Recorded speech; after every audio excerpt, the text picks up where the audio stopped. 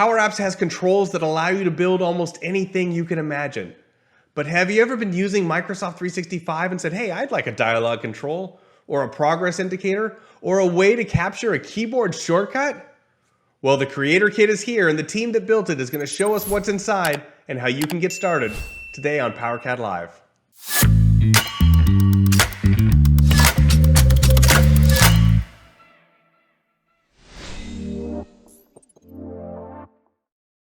Welcome to PowerCat Live. My name is Phil Thomas of the PowerCat team, and today we're here with Mehdi, Ramakrishnan, and Scott, the people that brought the Creator Kit to life. Hey, you guys. Hey. Hi, Phil. Hey, everyone. Oh, come on. No, we were not doing a, hey, Phil. At least act like you're excited to do this for the 5th time. Forget it, Mehdi. Pick up the answer. I'm not doing this again. All right. All right, we'll do it again. But you have to act like you're happy to be here. All right. Welcome to PowerCat Live. My name is Phil Thomas from the PowerCat team, and today I'm here with Mehdi, Ramakrishnan, and Scott, the people that brought the Creator Kit to life. Hey, you guys. Hey, everyone. Hi, Phil. So I've seen the Creator Kit all over social media, but I was too busy maintaining my lava lamp to really pay attention to what it was. What is it? So the Creator Kit is a collection of components, templates, and utilities that help app maker be productive building consistent UI using the Fluent UI language. And I know I've spent a lot of time building controls myself, so I'm eager to see what these are, but you say they're all in Fluent UI. What is Fluent UI? Well, Fluent UI, Phil, is actually a collection of user experience frameworks. So it's quite large, but if you haven't heard of Fluent UI before, you'll really recognize it very quickly because it's the UI that's used throughout Office 365. It's used throughout Power Apps and Dynamics first-party apps. And it's these really attractive user experience components, and they're cross-platform as well. So they work on Windows and Android and iOS. Nice. And it's one of those frameworks that provides so many different components that are consistent and accessible. I think that's a really important part of it. There are lots of composite controls and there's buttons and command bars, and they all fit together really to create a cohesive set of controls. So I am excited to get my hands on all of these controls, but I'll be honest, I'm kind of a Stack Overflow copy and paste kind of guy. Is there a place that I can go and see how these are used? Well, I'm the same, Phil. I like to learn from examples. And so we wanted to create a reference app that not only showcased all the components, but also provide you some code that you can copy and paste. So we can see here that we've got the reference app. And right from when you get in, you can see down the left-hand side, we've got a nav component. And this is one of our Creator Kit components. So you can kind of expand and collapse these items. And also you can see that there's this quite nice elevation or depth hover effect. And that's part of the Fluent UI as well. It's like a style guide on how to use it. And so you can come in here and you can see an example of that, and you can kind of see the hovering.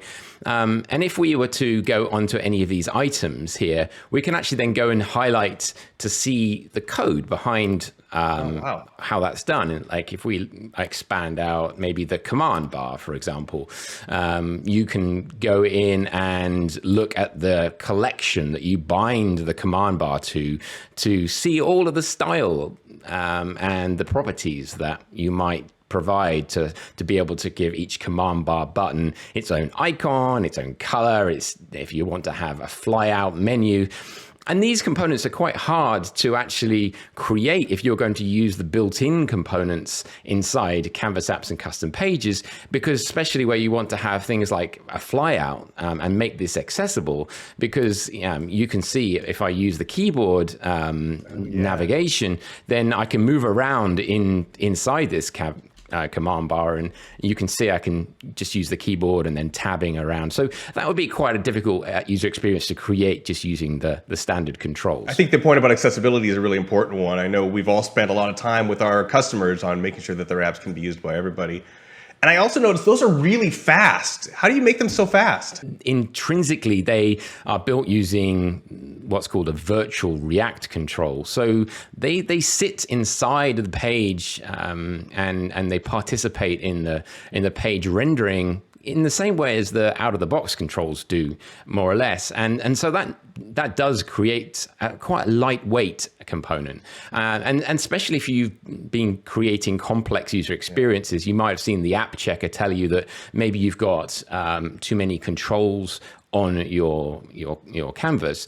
Well, each of these code components only counts as a single control because internally it's all built using pro code rather than low code, and that's what can make it very quick. But of course, the low code components do provide you more flexibility. So it's a balance that you reach. And speaking of low code, by the way, we do have some canvas components there as well. The dialogue, the panel controls, those are actual canvas components, and that's a great resource for people wanting to look at how to build low code components as well. That's a great point. Absolutely. Yes, it's a great point. It's a good way for people to learn from what this team has done to build these really high-performing and really flexible components. So Scott gave us a little sample. These can be themed. Ramakrishnan, can you talk about how I can theme these controls available in the kit so they can match my company's brand? Absolutely. So as an app maker, all you have to do is you have to select the primary color, the text color, the background color. So I'll just quickly select based on some random colors, and we can also make sure that these colors are accessible. So these things are already done. What we have done is we have just surfaced this as part of one of the code components, which is Theme Designer. So I'll just select one of them, and we can quickly head over to creating an object. So this is the output property that we have, that the app makers then copy it and head over back to the controls and can replace with the default global properties out there. So app theme JSON is one of the input properties, and what we can do is we can basically replace the values that we have passed in as a global variable to this. Do all the controls take the same theme JSON? Yes. So basically all the input properties are quite the same. Oh, wow. And every code component expect the same set of properties out there. So I am sold. I am ready to get started. Ramakrishnan, what do I need to do? So all you need to do is you have to head over to aka.ms/creatorkit and download this creator kit. Once you have downloaded it, you can head over to the admin center, and you would also need to enable a particular settings that is required to enable the Power Apps Component Framework to work. And you can then import the solutions that we have downloaded to a particular environment that you want to work on, and then make the best use of it. It sounds pretty easy. If anyone wants to get started, those links are in the description. Thank you, Mehdi, Ramakrishnan, and Scott for building this, but also for taking the time to show it. Thank you. Thank you, Phil. Thanks for having us, Phil. Thanks for watching, everyone.